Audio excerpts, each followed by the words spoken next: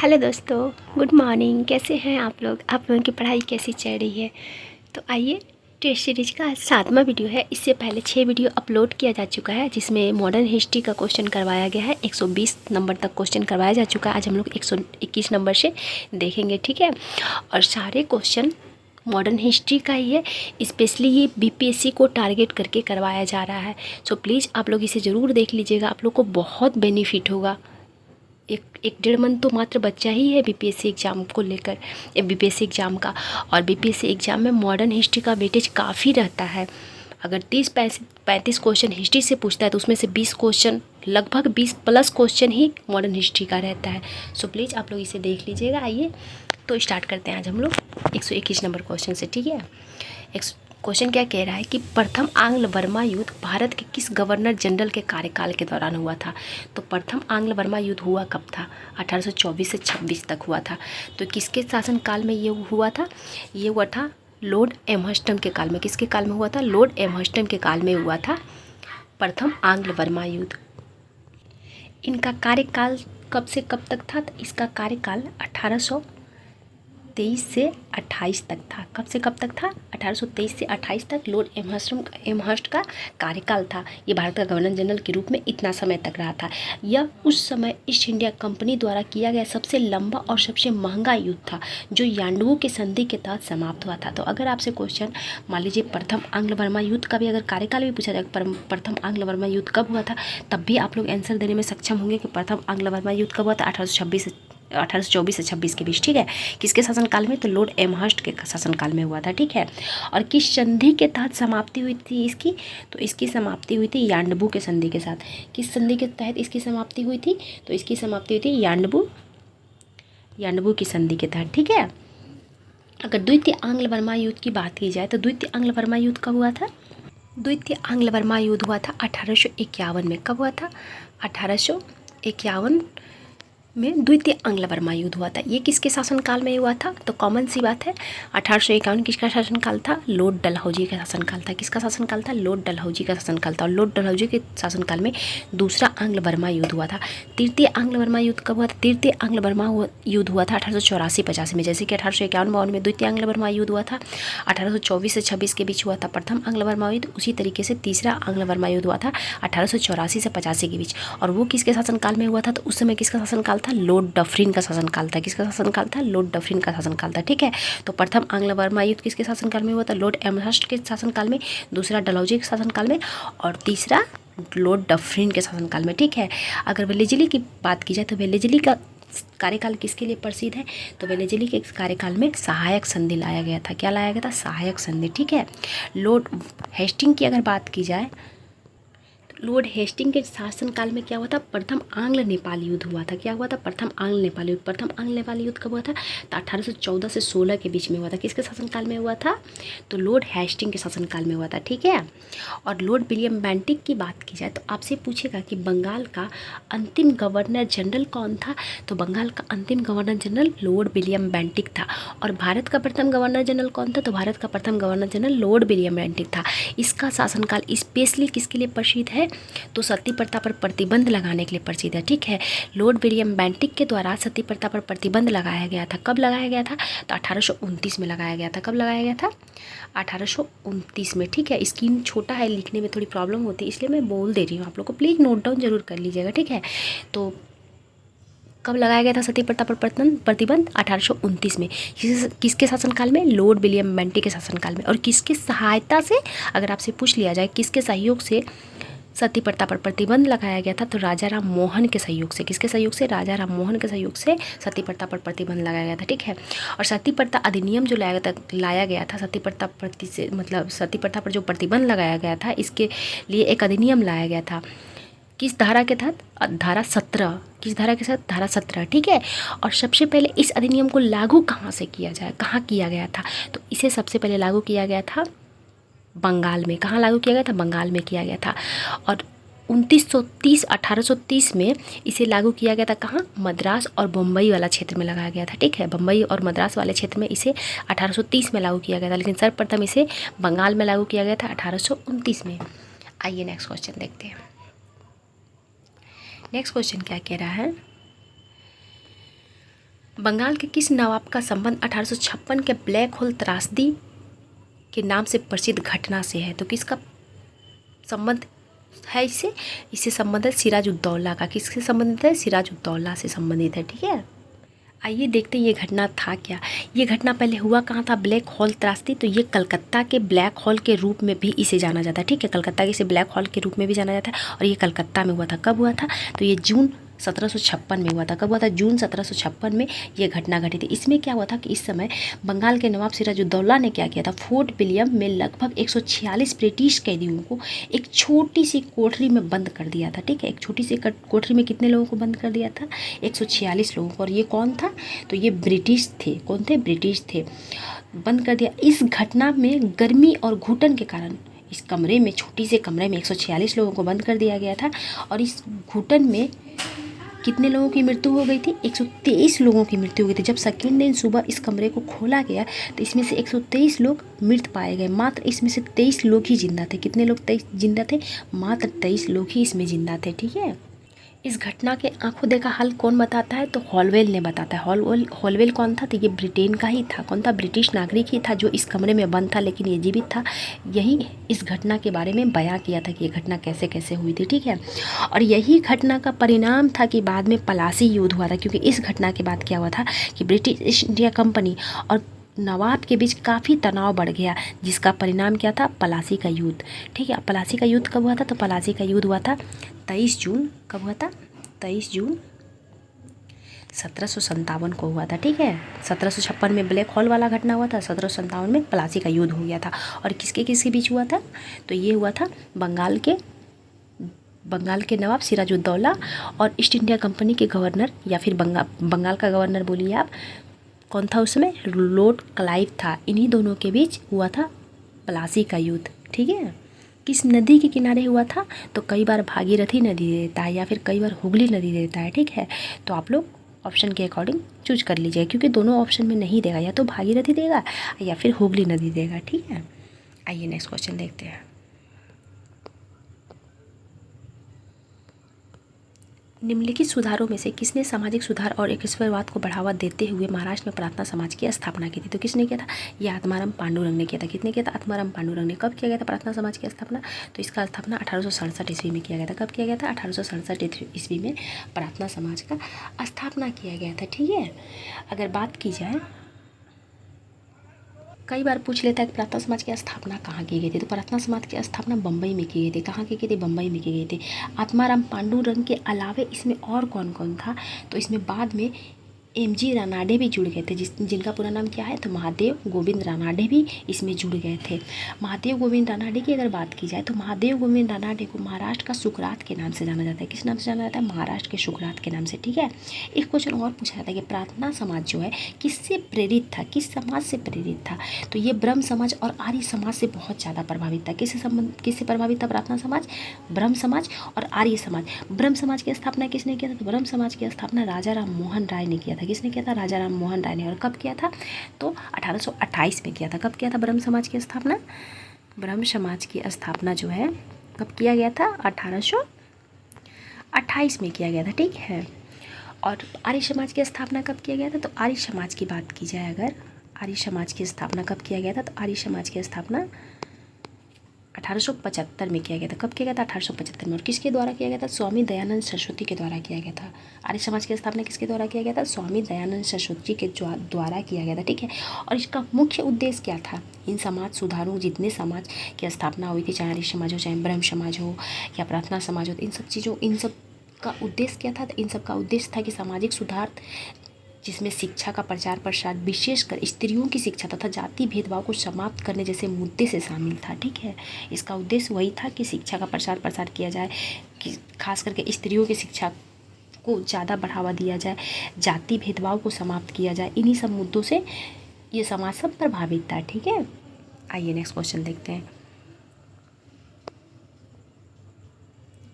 Next question क्या कह रहा है? यह मुगल सम्राट एक बिखरे हुए अपेक्षाकृत छोटे मुगल साम्राज्य का उत्तराधिकारी बना। उसके शासनकाल में 2 निर्णायक युद्ध हुआ। कौन सा? पानीपत का थर्ड युद्ध कब हुआ था? 1761 में। और बक्सर की लड़ाई 1764 में हुआ था। तो उपयुक्त गद्यांश निम्नलिखित में से किस मुगल बादशाह का वर्णन करता है? ये मुगल बादशाह को देखते हैं। किस मुगल बादशाह का वर्णन करता है? तो ये शाह आलम द्वितीय का वर्णन करता है। किसका वर्णन करता है? शाह आलम द्वितीय का वर्णन करता है, क्योंकि शाह आलम द्वितीय के शासन काल में ही कौन सा युद्ध हुआ था? बक्सर का। बक्सर का युद्ध कब हुआ था? 22 अक्टूबर 1764 को हुआ था, ठीक है। और तीसरा पानीपत का युद्ध कब हुआ था? तीसरा पानीपत का युद्ध जो है ये हुआ था 1761 में। कब हुआ था? 1761 में। किसके किसके बीच हुआ था पानीपत का युद्ध तीसरा? तो पानीपत का तीसरा युद्ध हुआ था अहमद शाह अब्दाली और मराठा साम्राज्य के बीच हुआ था। किसके किसके बीच हुआ था? अहमद शाह अब्दाली और मराठा साम्राज्य के बीच पानीपत का थर्ड युद्ध हुआ था। अगर बक्सर के युद्ध की बात की जाए तो बक्सर के युद्ध किसके किसके बीच हुआ था? तो बक्सर का युद्ध जो है ईस्ट इंडिया कंपनी और तीन शासक थे संयुक्त रूप से बक्सर का युद्ध लड़ने वाले। कौन कौन थे? एक तो मुगल सम्राट थे शाह आलम द्वितीय थे, दूसरा कौन थे? तो अवध के नवाब थे शुजाउद्दौला, और एक कौन थे? तो बंगाल के नवाब थे। कौन? बंगाल के नवाब मीर कासिम थे। इन तीनों के संयुक्त सेना एक तरफ थे और एक तरफ ईस्ट इंडिया कंपनी का सेना था लड़े। लेकिन विजयी कौन रहा? तो विजयी रहा ईस्ट इंडिया कंपनी। कौन रहा विजयी? ईस्ट इंडिया कंपनी, ठीक है। बहादुर शाह द्वितीय की अगर बात की जाए तो बहादुर शाह द्वितीय जो है ये मुगल सम्राट का अंतिम सम्राट है। मुगल सम्राट का अगर अंतिम शासक पूछा जाए आपसे कि मुगल सम्राट का अंतिम शासक कौन है, तो मुगल सम्राट का अंतिम शासक बहादुर शाह द्वितीय, या इन्हीं को बहादुर शाह जफर के नाम से भी जाना जाता है, ठीक है। यही मुगल सम्राट के अंतिम बादशाह थे। शाह आलम द्वितीय से एक क्वेश्चन और पूछा जाता है कि शाह आलम द्वितीय का वास्तविक नाम क्या था? तो अली गौहर था। क्या नाम था? अली गौहर, ठीक है। आइए नेक्स्ट क्वेश्चन देखते हैं। नेक्स्ट क्वेश्चन क्या कह रहा है? नेक्स्ट क्वेश्चन कह रहा है कि कालानुक्रमित क्रम में व्यवस्थित कीजिए। आइए देखते हैं कब कौन सा घटना हुआ था। प्रथम क्या है? Royal title act. Royal title act कब लाया गया था? तो ये लाया गया था 1876 में। कब लाया गया था? 1876 में। वर्नाक्युलर पेक्स एक्ट तो ये लाया गया था 1878 में। इल्बर्ट बिल विवाद कब हुआ था? 1883 में। कब हुआ था? 1883 में, ठीक है। वुड डिस्पैच कब आया था? तो ये आया था 1854 में। अब बताइए पहले कौन पहले कौन? आप लोग क्रमानुसार आराम से इसको व्यवस्थित कर सकते हैं। मैं अगर इस भी लिखवा दी तो आइए इस घटने के बारे में जान लेते हैं थोड़ा सा, ठीक है। अगर रॉयल टाइटल एक्ट की बात की है तो रॉयल टाइटल एक्ट क्या था? रॉयल टाइटल एक्ट लाया गया था ब्रिटेनियों के द्वारा। इसके तहत क्या किया गया था? इसके तहत रानी विक्टोरिया को भारत की महारानी घोषित किया गया था। क्या किया गया था? रानी विक्टोरिया को, जो ब्रिटेन के साम्राज्ञी थी यानी कि ब्रिटेन की रानी थी, इसे भारत का महारानी घोषित किया गया था। कब किया गया था? 1876 में। किस एक्ट के तहत किया गया था? रॉयल टाइटल एक्ट के तहत। और 1876 में ही प्रथम दिल्ली दरबार भी आयोजित किया गया था। उसी दिल्ली दरबार में भारत की महारानी घोषित किया गया था रानी विक्टोरिया को, ठीक है। और उसमें केसरे हिंद की उपाधि भी दिया गया था रानी विक्टोरिया को, ठीक है। अगर वर्नाक्युलर प्रेस एक्ट की बात की जाए तो ये किसके शासनकाल में लाया गया था? Vernacular press act Lord Lytton के द्वारा लाया गया था। किसके द्वारा लाया गया था? लॉर्ड लीटन के द्वारा। और इस अधिनियम का उद्देश्य क्या था? तो इसका उद्देश्य था कि भारतीय भाषा में जितने भी प्रेस होता था यानी कि जो भी अखबार निकलता था उसको दबाना था, ठीक है। इसका क्या उद्देश्य था? भारतीय भाषा के प्रेस को दबाना था इसका उद्देश्य वर्नाक्युलर प्रेस एक्ट का, ठीक है। इसे दमघोटू एक्ट के नाम से भी जाना जाता है। किस नाम से? दमघोटू एक्ट के नाम से भी जाना जाता है, ठीक है। और वर्नाक्युलर प्रेस एक्ट को ख़त्म किसने किया था? लागू तो लॉर्ड लीटन द्वारा किया गया था, लेकिन इसे समाप्त किसने किया था? तो लॉर्ड रिपन किया था। समाप्त कौन किया था? Lord Ripon. देखिए रिपन और लीटन का नाम काफ़ी कॉमन है, इसलिए आप लोग कन्फ्यूज कर जाइएगा। याद रखिएगा vernacular press act Lord Lytton के द्वारा लागू किया गया था, जबकि समाप्त किया गया था लॉर्ड रिपन के द्वारा, ठीक है। अगर इल्बर्ट बिल विवाद की बात की जाए तो इल्बर्ट बिल विवाद किसके शासनकाल से संबंधित है? तो ये लॉर्ड रिपन के शासनकाल से संबंधित है, जो कि वर्नाक्युलर प्रेस एक्ट को समाप्त किया था, उसी से संबंधित है इल्बर्ट बिल विवाद। इसमें क्या हुआ था? तो इसमें भारतीय न्यायाधीशों को यूरोपीय लोगों पर मुकदमा चलाने की अनुमति देने का प्रस्ताव रखा गया था, ठीक है। यानी कि जो यूरोपीय लोग थे उस के मुकदमा से संबंधित भारतीय न्यायाधीश जो थे वो सुनवाई कर सकते थे और सज़ा दे सकते थे, या जो भी मैटर था उसे सुलझा सकते थे। ये भारतीय न्यायाधीश को इस एक्ट के तहत अधिकार दिया गया, लेकिन इसका पुरजोर विरोध किया यूरोपवासियों यानी अंग्रेजों द्वारा इसका पुरजोर विरोध किया गया, जिसके कारण इल्बर्ट बिल विवाद को लास्ट में वापस ले लिया गया, इसे रद्द कर दिया गया, ठीक है। तो अगर बात किया जाए लॉर्ड रिपन का, जो इल्बर्ट बिल विवाद जिसके शासनकाल में हुआ था, इन्हीं को भारत में स्थानीय स्वशासन का जनक भी कहा जाता है। किसे कहा जाता है भारत में स्थानीय स्वशासन का जनक? तो लॉर्ड रिपन को कहा जाता है, ठीक है। और इन्हीं के शासनकाल में वैज्ञानिक तरीके से या व्यवस्थित तरीके से जनगणना की शुरुआत हुई थी 1881 में, ठीक है। और प्रथम कारखाना एक्ट भी 1881 में लॉर्ड रिपन के शासनकाल में ही लाया गया था, ठीक है। वुड डिस्पेच की बात की जाए तो वुड डिस्पेच किसके शासनकाल में लाया गया था, तो कॉमन सी बात है 1854 में लाया गया था, तो लॉर्ड डलहौजी के शासनकाल में लाया गया था। किसके शासनकाल में, लॉर्ड डलहौजी के शासनकाल में, क्योंकि लॉर्ड डलहौजी का शासनकाल जो है ये 1848 से 1854 तक था। और इसने भारत में अंग्रेजी शिक्षा को बढ़ावा देकर और विश्वविद्यालयों की स्थापना करने का आधुनिक शिक्षा की नींव रखी थी। कौन, वुड डिस्पेच। और वुड डिस्पेच को शिक्षा का मैग्ना कार्टा के नाम से भी जाना जाता है, ठीक है। आइए नेक्स्ट क्वेश्चन देखते हैं। तो आप लोग मिला लीजिएगा ना, जब डेट लिख दी तो मिला ही लीजिएगा, आप लोग मिला लीजिएगा खुद से, ठीक है। नेक्स्ट क्वेश्चन क्या कह रहा है, ब्रिटिश भारत में प्रेस के संदर्भ में निम्नलिखित में से किसे प्रेस का मुक्तिदाता कहा जाता है। किसे कहा जाता है प्रेस का मुक्तिदाता, लॉर्ड मैटकॉफ को कहा जाता है। किसे कहा जाता है, लॉर्ड मैटकॉफ को कहा जाता है, ठीक है।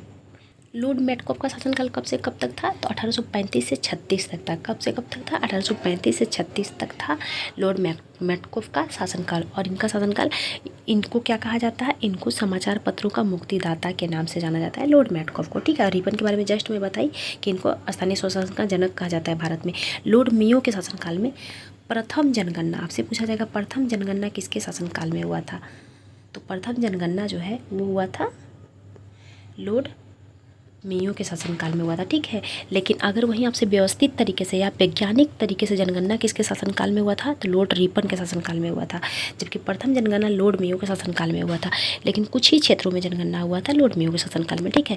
एक क्वेश्चन और लॉर्ड मेयो से बहुत इंपॉर्टेंट पूछा जाता है कि किस गवर्नर जनरल का या वायसराय की मृत्यु पद पर रहते हुए, मृत्यु नहीं उनकी हत्या कर दी गई थी, ठीक है।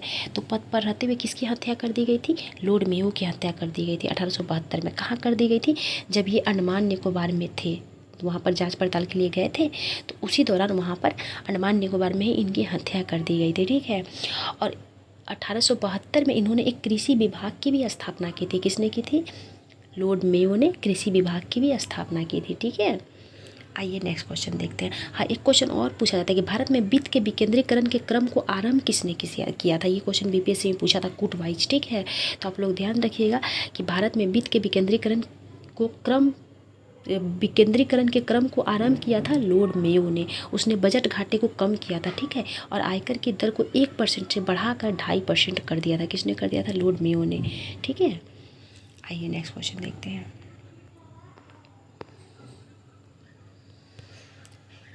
कौन डिप्रेस्ड क्लास मिशन सोसाइटी के संस्थापक थे, तो कौन थे संस्थापक, डिप्रेस्ड क्लास के संस्थापक विट्ठल रामजी सिंधे थे। कौन थे, विट्ठल रामजी सिंधे। इन्होंने 1906 में depressed class mission society of India की स्थापना की थी। इस संस्था का उद्देश्य क्या था, तो इस संस्था का उद्देश्य समाज में व्याप्त अस्पृश्यता को, ठीक है, छुआछूत को मिटाना और वंचित व शोषित वर्गों का सामाजिक व शैक्षिक उत्थान करना था, ठीक है। विट्ठल रामजी सिंधे एक प्रसिद्ध समाज सुधारक और सक्रिय कार्यकर्ता थे, जिन्होंने दलित और अन्य पिछड़े वर्गों को शिक्षा तथा मूलभूत सामाजिक सेवाएं उपलब्ध कराने के लिए अपना जीवन समर्पित कर दिया था, ठीक है। फिरोज शाह मेहता की अगर बात की जाए तो फिरोज शाह मेहता एक नरम दल से संबंधित थे। किससे संबंधित थे, नरम दल से संबंधित थे, ठीक है। जैसे कि कांग्रेस गरम दल और नरम दल में बट गया था ना 1907 में, सूरत फूट के नाम से जिसे जाना जाता है। तो गरम दल के नेता कौन थे, लाल बाल पाल के नाम से प्रसिद्ध थे, यानी कि बाल गंगाधर तिलक, लाला लाजपत राय और बिपिन चंद्र पाल प्रसिद्ध थे। उसी तरीके से फिरोज शाह मेहता जो है वो नरम दल से संबंधित थे। किससे संबंधित थे, नरम दल से संबंधित है, ठीक है। बॉम्बे क्रॉनिकल नामक समाचार पत्र किसके द्वारा निकाला जाता था, फिरोज शाह मेहता के द्वारा ही निकाला जाता था, ठीक है। बी.आर. अम्बेडकर की अगर बात की जाए तो संविधान सभा का जनक किसे कहा जाता है, तो बी.आर. अम्बेडकर को कहा जाता है। प्रारूप समिति का अध्यक्ष कौन थे, तो प्रारूप समिति का अध्यक्ष बी.आर. अम्बेडकर थे। मूक नायक नामक समाचार पत्र किसने निकाला था, तो मूक नायक किसका था, बी.आर. अम्बेडकर का। किसका था, बी.आर. अम्बेडकर का, ठीक है। आइए नेक्स्ट क्वेश्चन देखते हैं। भारत में वावी आंदोलन का मुख्य केंद्र कौन सा था, तो वावी आंदोलन का मुख्य केंद्र था पटना। क्या था, पटना था। यह आंदोलन 1830 ईस्वी से 1807 के बीच रायबरेली के सैयद अहमद के नेतृत्व में हुआ था। किसके नेतृत्व में हुआ था, रायबरेली के सैयद अहमद के नेतृत्व में हुआ था। कब से कब के बीच हुआ था, तो 1830 से 60 के बीच हुआ था, ठीक है। जो दिल्ली के शाहवली किसके? दिल्ली के शाह वली उल्लाह से प्रभावित था। इस विद्रोह का मुख्य उद्देश्य इस्लाम धर्म में आई बुराइयों को दूर करके हजरत मोहम्मद से संबंधित मूल इस्लाम धर्म को पुनर्स्थापित करना था। भारत में इसका मुख्य केंद्र क्या था? पटना था। ठीक है। सैयद अहमद ने अपने अनुयायियों को शास्त्र धारण करने की प्रेरणा दी थी और पंजाब में सिखों के राज के विरुद्ध जिहाद की घोषणा की थी। ठीक है, जिहाद की भी घोषणा किया गया था। किसके द्वारा? सैयद अहमद के द्वारा। ठीक है।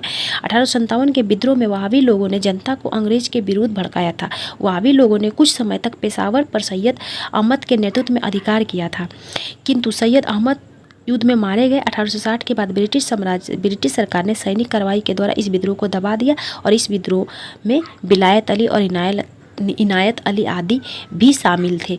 विलायत अली और इनायत अली पटना से ही नेतृत्व किए थे वहाबी आंदोलन का। ठीक है। तो वहाबी आंदोलन का मुख्य केंद्र क्या था? पटना था। ये क्वेश्चन भी बीपीएससी में पूछा जा चुका है। सो आप लोग इसे हल्के मत लीजिएगा, नोट डाउन कर लीजिएगा। अगर याद ना हो तो याद हो तो बहुत अच्छी बात है, रिविजन हो जाएगा आप लोगों का। नेक्स्ट क्वेश्चन क्या कह रहा है? निम्नलिखित में से कौन सा सालाबाई की संधि का प्रावधान नहीं था? तो कौन सा सालाबाई की संधि का प्रावधान नहीं था? आइए देखते हैं इसे। सालसेट द्वीप ब्रिटिश नियंत्रण में रहेगा। बिल्कुल ये सही था। ब्रिटिश अंग्रेज रघुनाथ राव के पेशवा के पद के दावे का समर्थन करता था, करने पर सहमति जताई थी? नहीं, बिल्कुल नहीं, ये नहीं किया था। पेशवा किसी अन्य यूरोपीय शक्ति की सहायता नहीं करेगा। बिल्कुल ये भी था। माधवराव सिंधिया इस संधि के पालन के लिए गारंटर होंगे। ये भी सही है। ठीक है। आइए देखते हैं सालाबाई की संधि कब हुआ था? सालाबाई की संधि हुआ था 1782 में। कब हुआ था? 1782 में। प्रथम आंग्ल मराठा युद्ध को समाप्त किया गया था सालाबाई की संधि के साथ। पिछले वीडियो देखे होंगे तो मैं इस क्वेश्चन को पिछले वीडियो में भी रिपीट की थी कि सालाबाई की संधि कब हुई थी। ठीक है, और क्या हुआ था? तो प्रथम आंग्ल मराठा युद्ध की समाप्ति किस संधि के तहत हुआ था? सालाबाई की संधि के तहत हुआ था। ठीक है, जिसमें क्या किया गया था? सालसेट द्वीप को अंग्रेजों के पास ही रहेगा, ऐसा कहा गया था। पुरंदर की संधि के बाद मराठों द्वारा खोए गए बसीन और अन्य क्षेत्र मराठों को वापस किए जाएंगे। ठीक है। फतेह सिंह गायकवाड़ को गुजरात में अपने क्षेत्र पेशवा के अधीन बनाए रखने की अनुमति दी गई थी। इस सारे संधि का प्रावधान बता रहा है, इसका प्रावधान बता रहा है सालाबाई संधि की। ठीक है, अनुमति दी गई थी। अंग्रेज रघुनाथ राव को कोई समर्थन नहीं देंगे, पेशवा उन्हें केवल पेंशन देंगे। क्या करेंगे? पेशवा केवल उन्हें पेंशन देंगे। ठीक है। हैदर अली को अंग्रेज और आरकाट के नवाब से छीने गए क्षेत्र लौटाने होंगे। अंग्रेजों को उनके व्यापारिक विशेषाधिकार बरकरार रखने की अनुमति दी जाएगी। ठीक है। पेशवा किसी अन्य यूरोपीय शक्ति को समर्थन नहीं देंगे। इसमें क्या बोल रहा है? पेशवा किसी अन्य यूरोपीय शक्ति को समर्थन नहीं देंगे। बिल्कुल सही बोल रहा है। ठीक है। दोनों पक्षों के सहयोगियों के बीच आपसी शांति बनाए रखी जाएगी। इस संधि के लिए महादजी सिंधे को गारंटर नियुक्त किया गया था। किसे नियुक्त किया गया था? महादजी सिंधे को गारंटर नियुक्त किया गया था। ये भी सही है। तो इसका आंसर क्या हो जाएगा? ऑप्शन नंबर बी हो जाएगा। ठीक है, इसका आंसर क्या हो जाएगा? ऑप्शन नंबर बी, यानी कि ए सी डी सही है। और इसमें क्या पूछ रहा है? प्रावधान नहीं था, इसलिए ऑप्शन बी हो जाएगा इसका आंसर। आइए नेक्स्ट क्वेश्चन देखते हैं। नेक्स्ट क्वेश्चन क्या कह रहा है? भारत की वह पहली रियासत कौन सी थी जो चोगियाल ने शासन किया था? तो किसे शासन किया था चोगियाल ने? इसका आंसर हो जाएगा सिक्किम। ठीक है। चोगियाल जिसका अर्थ क्या है? धर्मराज। क्या है अर्थ? धर्मराज। सिक्किम के शासकों की उपाधि थी। चोगियाल क्या था? सिक्किम के शासकों की उपाधि थी। 1850 के दशक में जब सिक्किम के राजा की मृत्यु बिना किसी पुरुष उत्तराधिकारी की हो गई थी, यानी कि कोई उत्तराधिकारी नहीं था, उसकी मृत्यु हो गई थी, तो लॉर्ड डलहौजी के नेतृत्व में ब्रिटिश ईस्ट इंडिया कंपनी ने इसे अपने प्रभाव का विस्तार करने का अवसर मानते हुए सिक्किम के कुछ हिस्सों को अपने अधीन कर लिया। हालांकि यह पूरा विलय नहीं हो सका था। ठीक है। अगर आपसे पूछा जाएगा कि सिक्किम को भारत का राज्य कब बनाया गया था, किस अधिनियम के तहत, तो किस अधिनियम के तहत बनाया गया था? 36वां अधिनियम के तहत, 36वां अधिनियम 1975 के द्वारा सिक्किम को 22वां राज्य बनाया गया था भारत का। किस अधिनियम के तहत? तो 36वां अधिनियम 1975 के द्वारा। ठीक है। आइए नेक्स्ट क्वेश्चन देखते हैं। 1853 में जब थाने और बॉम्बे के बीच पहली रेल लाइन का उद्घाटन किया गया था, तब भारत के गवर्नर जनरल कौन थे? ये भी मैं वीडियो में कितना बार रिपीट कर चुकी हूँ, कल परसों वाला ही वीडियो में आप लोग देखे होंगे, तो आधा क्वेश्चन तो ऐसे सॉल्व कर लीजिएगा। डलहौजी के शासनकाल में। किसी के शासनकाल में? लॉर्ड डलहौजी के शासनकाल में। ठीक है। और कहाँ से कहाँ चला था? तो थाने से बॉम्बे कितना किलोमीटर चला था? 34 किलोमीटर। कब चला था? तो ये 16 अप्रैल 1853 को चलाया गया था प्रथम रेल लॉर्ड डलहौजी के शासनकाल में। अब वुड डिस्पैच किसके शासनकाल में लाया गया था? लॉर्ड डलहौजी के शासनकाल में। किससे संबंधित था वुड डिस्पैच? तो शिक्षा से संबंधित था। शिक्षा का मैग्ना कार्टा किसे कहा जाता है? वुड डिस्पैच को ही कहा जाता है। बाकी सारा तो मैं डिस्कस कर ही दी हूँ। लॉर्ड कैनिंग की अगर बात की जाए तो आपसे पूछा जाएगा कि 1857 के क्रांति के समय भारत का गवर्नर जनरल कौन था? तो 1857 के क्रांति के समय भारत का गवर्नर जनरल लॉर्ड कैनिंग था। कौन था? Lord Canning. किसके लिए प्रसिद्ध है? तो लॉर्ड ऑकलैंड का शासनकाल प्रसिद्ध है। इसके शासनकाल में क्या हुआ था? इसके शासनकाल में इसके शासनकाल में इसने क्या किया था? शेरशाह सूरी के द्वारा जो रोड का निर्माण करवाया गया था, सूरी मार्ग, इसका नाम बदलकर इसने जीटी रोड यानी ग्रैंड ट्रंक रोड रख दिया था। क्या रखा था? ग्रैंड ट्रंक रोड यानी कि जीटी रोड नाम किसने दिया था शेरशाह सूरी मार्ग को? तो लॉर्ड ऑकलैंड के द्वारा दिया गया था। ठीक है, आइए नेक्स्ट क्वेश्चन देखते हैं। नेक्स्ट क्वेश्चन क्या कह रहा है? 1857 के विद्रोह के दौरान किस ब्रिटिश कमांडर की सेना को हराने के तुरंत बाद कुंवर सिंह की मृत्यु हो गई थी?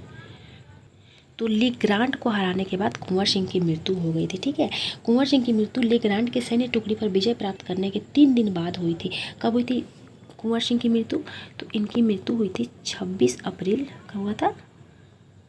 26 अप्रैल 1858 को हुआ था। कब हुआ था? 26 अप्रैल 1858 को कुंवर सिंह की मृत्यु हुई थी। ठीक है, उनके निधन के बाद ही उनकी अगुवाई में संगठित क्रांतिकारी बलों और ब्रिटिश सरकार की सेना के बीच छापामार युद्ध चलता रहा। किसने चलाया था छापामार युद्ध? इन्हीं के भाई अमर सिंह ने चलाया था। किसने चलाया था? इन्हीं के भाई अमर सिंह के द्वारा चलाया था। ठीक है, ब्रिटिश सेना ने इस क्षेत्र में लंबे समय तक स्वतंत्रता सेनानियों पर निर्णायक रूप से नियंत्रण स्थापित नहीं कर सकी थी। कुंवर सिंह जब युद्ध लड़ रहे थे कितने साल के थे? वो 80 साल के थे। ठीक है, और अगर बात की जाए कि कुंवर सिंह की मृत्यु कब हुई थी तो 26 अप्रैल 1858 को। ये एक जमींदार थे। कहाँ के जमींदार थे? तो ये जगदीशपुर के जमींदार थे। कहाँ के जमींदार थे? जगदीशपुर के जमींदार थे। ठीक है, आइए नेक्स्ट क्वेश्चन देखते हैं।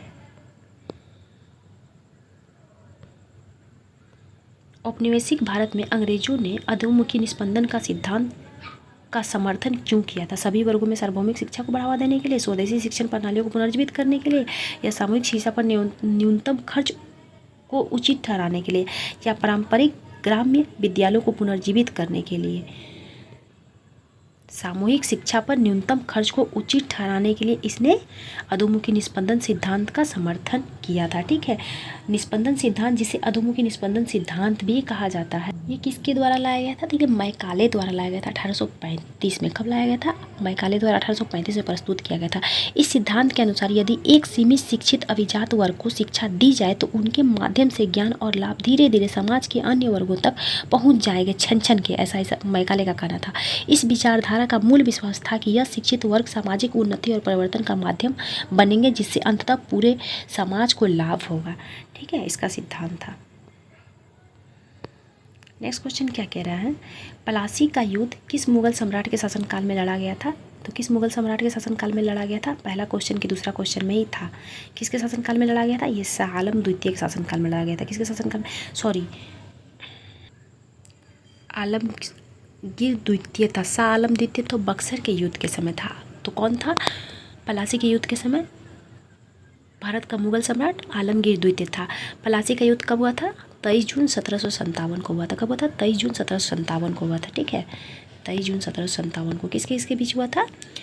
तो बंगाल का नवाब सिराजुद्दौला और बंगाल का गवर्नर रॉबर्ट क्लाइव के बीच हुआ था। ठीक है, या ईस्ट इंडिया कंपनी के बीच हुआ था।